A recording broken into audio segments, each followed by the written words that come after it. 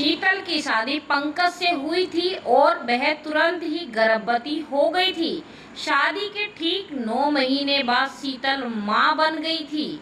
इस बात को लेकर शीतल की सास किरण जी ने बहुत बवाल मचाया था और यहाँ तक बोल दिया था कि शीतल शादी से पहले से गर्भवती थी। इस तरह से शादी होते ही ठीक 9 महीने बाद कैसे बच्चा हो गया, इस पर शीतल के पापा काफी भड़क गए थे और उन्होंने बोला था, दिमाग ठीक है आपका, हम अच्छे घर के लोग हैं और हमारे घर की बेटियों के बारे में आपको ऐसा बोलने का कोई हक नहीं है। अगर ऐसा कुछ होता तो क्या ठीक 9 महीने बाद शीतल को बच्चा होता है? क्या वह इतनी बेवकूफ होती कि उसने शादी का ठीक पहले ऐसा कोई कर्मकांड किया होता? काफी हंगामा हुआ था उस वक्त शीतल के मायके और ससुराल के बीच, जिसकी वजह से शीतल के मन में अपने ससुराल वालों के प्रति एक गांठ बन गई थी और शीतल ने पंकज से साफ बोल दिया था, तुम्हें तो सारी सच्चाई पता है ना, और तुम्हारी माँ इतनी घटिया हरकतें कर रही है, इतनी घटिया बात बोल रही है और तुम्हारे मुंह में जुबान नहीं। पंकज ने भी बोल दिया, माँ गलत क्या बोल रही है, जिस तरह से ठीक 9 महीने बाद तुम्हें बच्चा हुआ है, शक तो कोई भी करेगा। बच्चे के माथे पर उसके पिता का नाम थोड़ी ना लिखा होता है। तो शीतल ने भी गुस्से में बोल दिया था, हाँ तो तुम्हारे माथे पर भी तुम्हारे पिता का नाम नहीं लिखा हुआ है। जिस पर पंकज ने उसके ऊपर हाथ उठाने की कोशिश की थी, लेकिन शीतल ने उसका हाथ पकड़कर उसे दूर झटक दिया था और बोल दिया था, गलती से भी ऐसा मत करना वरना मैं क्या करूंगी तुम सोच भी नहीं सकते। लेकिन किरण जी ने बहुत ही बदतमीज किस्म की महिला थी और इस बात के लिए लगातार उसे ताना मारती ही रहती थी, जिसे शीतल अवॉइड कर देती थी क्योंकि उसे पता था यह लोग नीच और घटिया हैं। लेकिन उसे अपने बच्चे को पूरा हक दिलवाना था और अगर उन लोगों के कहे पर वह कोई कदम उठा लेती तो वह सही साबित हो जाते और शीतल गलत, जो कि किसी भी तरह से शीतल को मान्य नहीं था। आज शीतल की शादी के 5 साल बाद भी वह उसके बच्चे को कुछ ना कुछ बोलती ही रहती थी, जिसका शीतल माकूल जवाब दे देती थी। पर अब उसके मन में अपने ससुराल वालों के प्रति कोई इज्जत नहीं थी, बस उसे हर हाल में यह रिश्ता निभाना था, अपने बच्चे की खातिर, उस बच्चे की खातिर जिस बच्चे को उसकी दादी, उसके पिता और बाकी ससुराल वाले गंदी नजर से देखते थे। शीतल के दिल में उन लोगों के लिए बहुत हाय निकलती थी और उसे पता था आज नहीं तो कल उसकी हाय लगेगी जरूर, क्योंकि बिना किसी बात के उसे और उसकी औलाद को बहुत जलील किया जाता गया था। वह तो शीतल के पिताजी बहुत सामाजिक पैसे वाले और रुतबे वाले आदमी थे और उनकी अच्छी खासी पहुंच थी, इसीलिए किरण जी और पंकज शांत हो गए थे क्योंकि उन्हें पता था अगर उन्होंने यह सब कुछ बवाल मचाया तो उनकी खैर नहीं है और कहीं ना कहीं उनके मन में यह बात भी थी कि अगला तो सही ही है, गलत तो खुद हम लोग हैं। लेकिन फिर भी जो बदतमीज होता है वह अपने आप को बहुत अच्छे से जानता है और उन्हें बहुत अच्छे से पता था कि वह दोनों फालतू का बवाल मचा रहे हैं, सिर्फ शीतल और उसके घर वालों को बेइज्जत करने के लिए, क्योंकि अपनी हरकतों से तो हर कोई वाकिफ होता है ही। शीतल की एक कुंवारी ननद थी श्रुति। वैसे तो श्रुति शीतल को कुछ नहीं बोलती थी, लेकिन हाँ उसका साथ भी नहीं देती थी। अपने माँ और भाई के खिलाफ जाकर उसके हिसाब से उसके माँ और भाई गलत नहीं हो सकते थे। इसीलिए शीतल को बहुत गुस्सा आता था कि कैसे घटिया लोगों के बीच में वह आ गई है, लेकिन वह उन्हें हैंडल करना जानती थी और पिछले 5 सालों से अच्छे से हैंडल भी कर रही थी। लेकिन हैंडल करने से क्या होता है, परिवार का सुख उसे आज तक नहीं मिला था। उसे सबसे नफरत थी, लेकिन वह अपने और अपने बच्चे के हक के लिए वहां पर पूरे हक के साथ रहती थी। दिन इसी तरह से बीत रहे थे और शीतल के नंद श्रुति की अब अगले महीने शादी थी कि इसी बीच लॉकडाउन आ गया और शादी कैंसिल कर दी गई। सबकी शादियों की डेट आगे बढ़ गई क्योंकि लॉकडाउन कब खुलेगा किसी को कुछ पता नहीं था। यह लॉकडाउन दुनिया के लिए एक बहुत बड़ी आंधी लेकर आया था, लेकिन यह लॉकडाउन श्रुति के लिए उससे भी बहुत बड़ा तूफान था। शायद अब किरण जी और पंकज को समझ में आने वाला था कि किसी की बेटी पर इल्जाम लगाने से क्या होता है, क्योंकि ईश्वर ने इसका न्याय कर रखा था। शीतल के ऊपर तो उन्होंने गलत इल्जाम लगाया था, पर आज श्रुति ने उनका सिर शर्म से झुका दिया था। अचानक एक दिन किरण जी को पता चला कि श्रुति मां बनने वाली है। किरण जी और पंकज के पैरों तले जमीन खिसक गई और घर में बहुत बड़ा बवाल मच गया।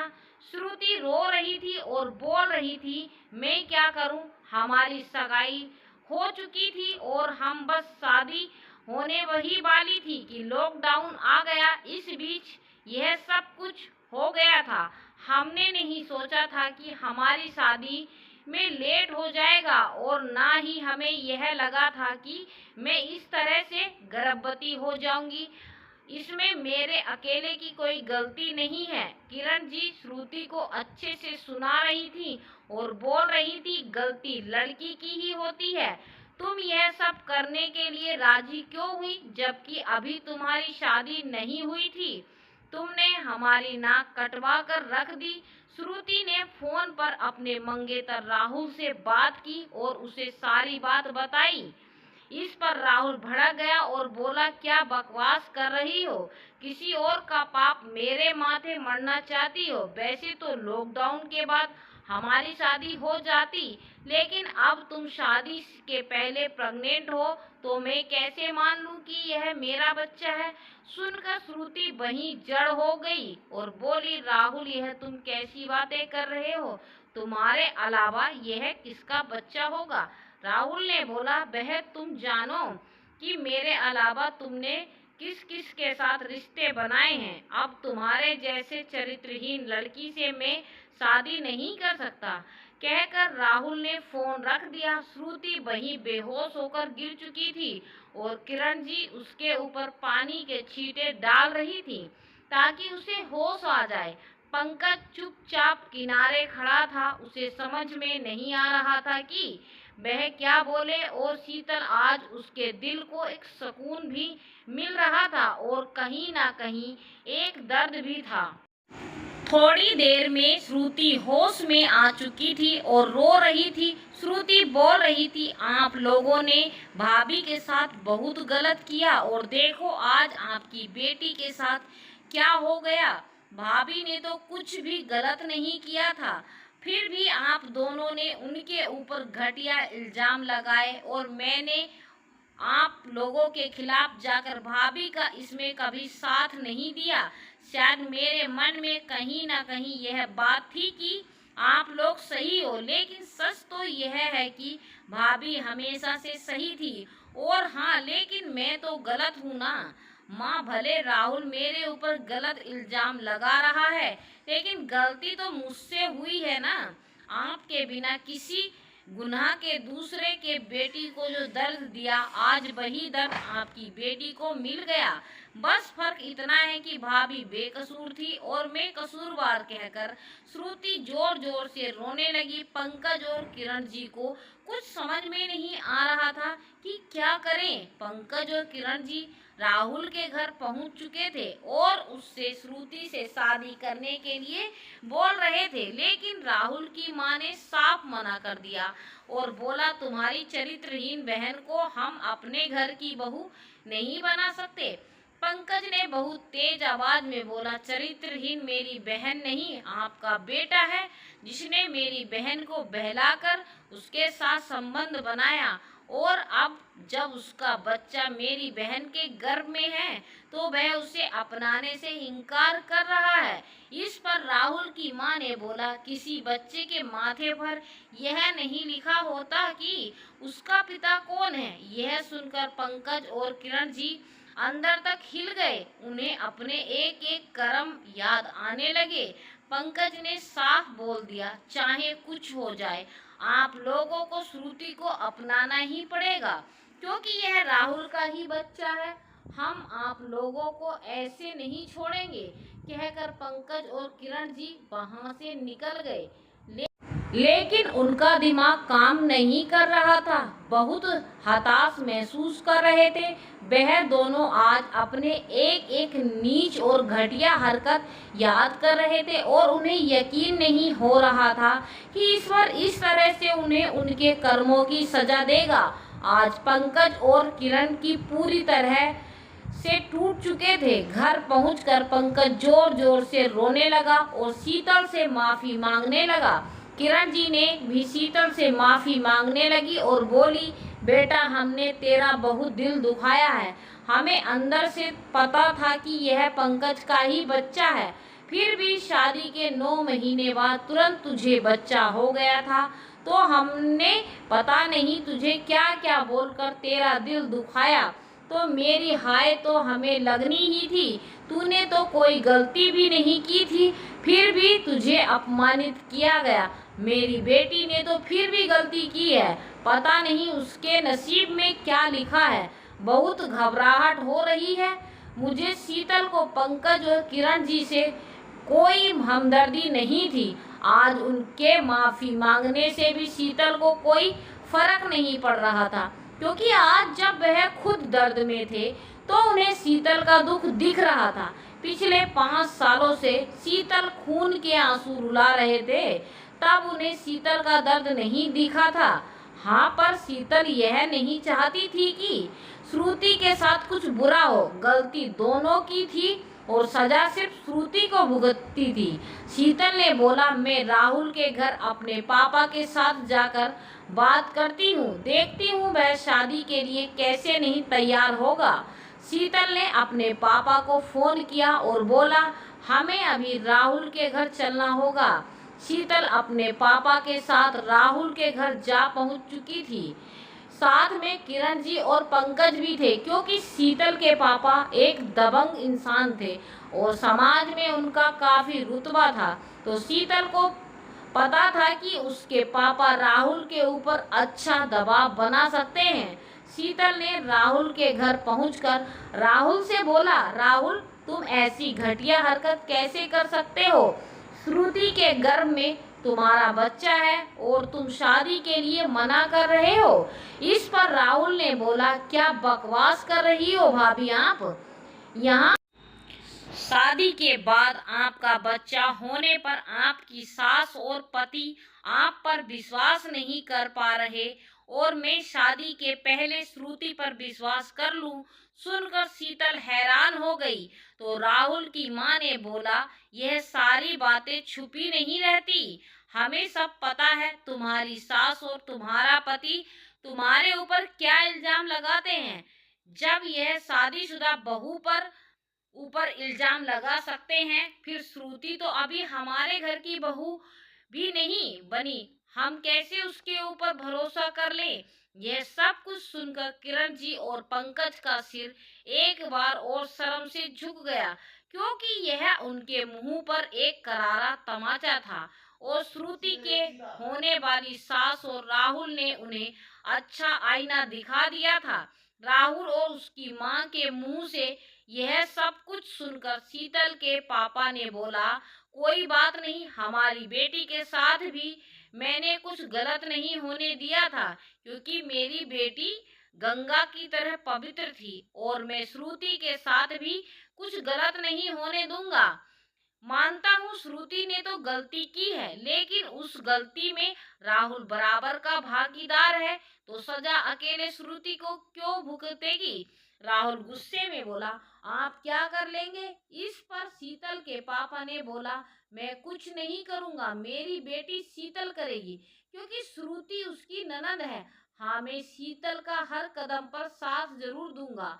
आगे शीतल ने बोला, सुनो, ज्यादा कुछ नहीं, सबसे पहले पुलिस कंप्लेंट करवाऊंगी कि दहेज के लिए तुम लोग शादी तोड़ रहे हो, जिससे तुम्हारी सरकारी नौकरी से तुम तुरंत सस्पेंड कर दिए जाओगे। फिर एक और कंप्लेंट करवाऊंगी कि तुमने श्रुति के साथ जबरदस्ती की और अब जब वह गर्भवती है तो उससे शादी करने से मना कर रहे हो। और श्रुति के गर्भ में किसका बच्चा है यह वह बहुत आसानी से साबित हो जाएगा। यह तो तुम भी जानते हो, डीएनए टेस्ट का नाम तो सुना ही होगा। सुना है ना? ज्यादा कुछ नहीं करना होगा मुझे, बस एक अच्छा वकील हायर करना पड़ेगा, जो मेरे पापा के लिए चुटकियों का काम है। इसके आगे शीतल के पापा ने बोला, उसके बाद तुम जिस नौकरी से सस्पेंड हुए होंगे वहां से तुम्हारी परमानेंट छुट्टी करवाई जाएगी। उसके बाद हमारे समाज से तुम्हारे पूरे खानदान को बहिष्कार करवाया जाएगा और समाज के किसी भी समारोह, शादी, विवाह, उत्सव में तुम लोगों के आने पर पाबंदी लग जाएगी और समाज के सारे लोग तुम लोगों से सारे संबंध तोड़ देंगे। और हाँ, उसके बाद मैं तुम्हारा इस शहर में रहना भी मुश्किल कर दूंगा, क्योंकि अभी तुम मुझे अच्छे से जानते नहीं हो कि मैं क्या चीज हूँ। बस इस इससे ज्यादा मैं कुछ नहीं करूँगा। और यही बात श्रुति की, तो उसकी जिंदगी तो मैं बसा ही दूंगा, उसकी तुम चिंता मत करो, लेकिन तुम्हारी जिंदगी कभी नहीं बसने दूंगा, इसकी मैं गारंटी लेता हूँ। क्योंकि जैसे शीतल मेरी बेटी है, श्रुति को भी मैं अपनी बेटी ही मानता हूँ। और मैं क्या हूँ, एक बार अच्छे से पता कर लेना और अच्छे से सोच समझकर श्रुति से शादी के बारे में फैसला करना, क्योंकि तुम्हारा भविष्य अब इसी फैसले पर निर्भर करता है। और गारंटी लेता हूँ, अगर तुम्हारा फैसला श्रुति के खिलाफ हुआ तो उस दिन से तुम अपने जिंदगी के बुरे दिन की शुरुआत देखोगे, यह वादा है मेरा। यह कहकर शीतल, पंकज, किरण जी और शीतल के पापा वहां से निकल गए।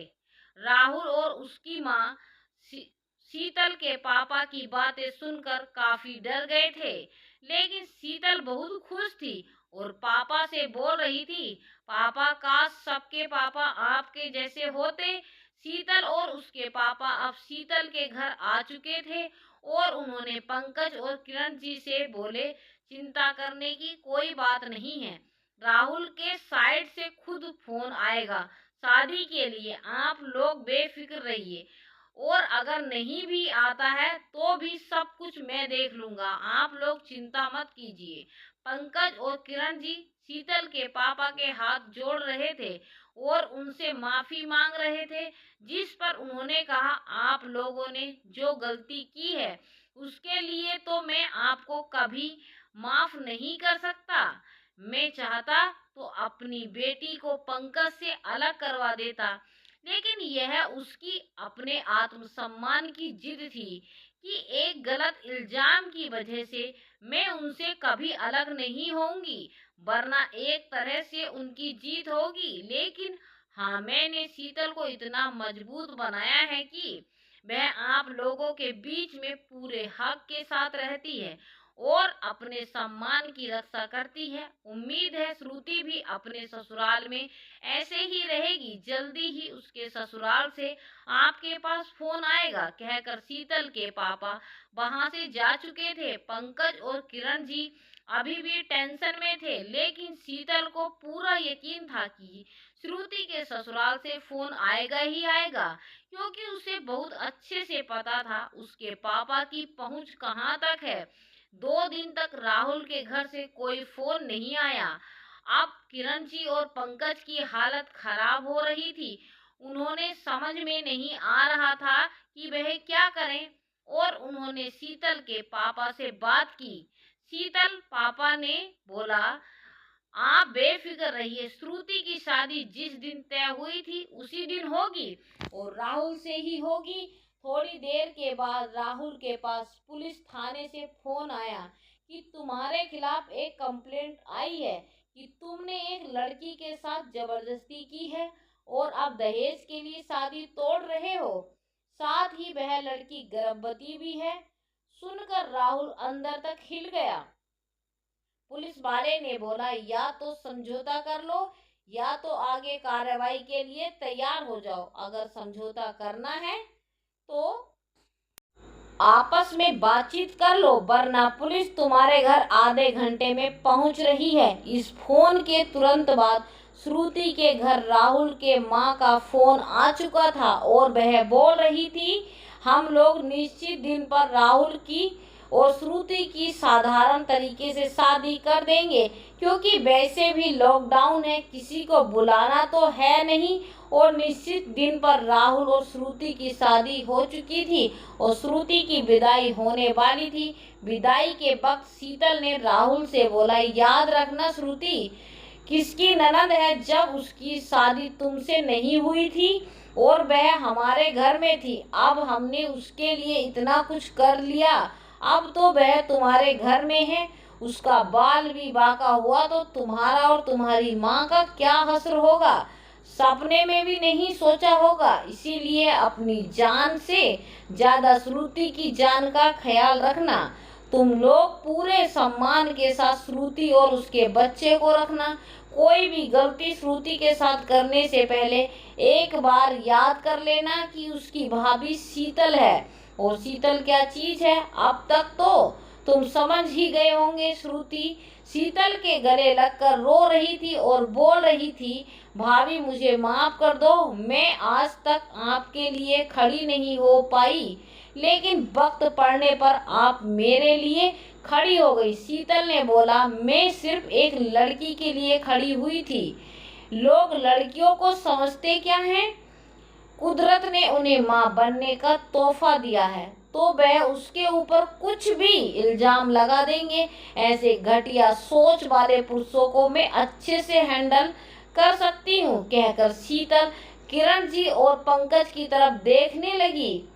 पंकज और किरण जी अपनी नजर झुकाए खड़े थे। कुछ महीनों के बाद श्रुति माँ बन चुकी थी और सारे समाज में यह बात फैल गई थी कि श्रुति शादी के पहले से गर्भवती थी और 9 महीने से पहले ही उसे बच्चा हो गया। जो बात शीतल के बारे में किरण जी और पंकज ने समाज में फैलाई थी, आज वही बात उनकी बेटी के बारे में समाज में फैल चुकी थी, जो कि सच थी। और आज उन्हें बहुत अच्छे से समझ आ चुका था कि ईश्वर की लाठी क्या होती है और उसमें कोई आवाज नहीं होती, और पर जब पड़ती है तो लगती बहुत जोर की है। दोस्तों, आपकी इस कहानी के बारे में